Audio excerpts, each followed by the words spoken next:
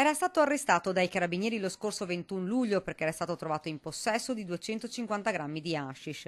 2 giorni dopo l'interrogatorio del GIP aveva ottenuto gli arresti domiciliari. Avrebbe dovuto andare direttamente a casa a Mogliano Veneto, ma Bilal Sharaf Edin, marocchino di 32 anni, nell'abitazione non è mai tornato.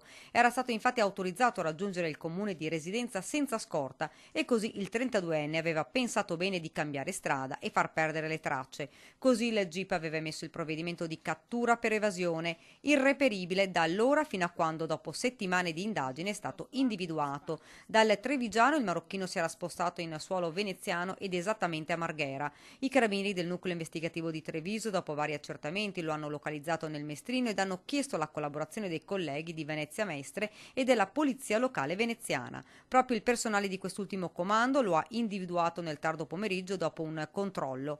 Fermato, è stato arrestato e portato nel carcere veneziano.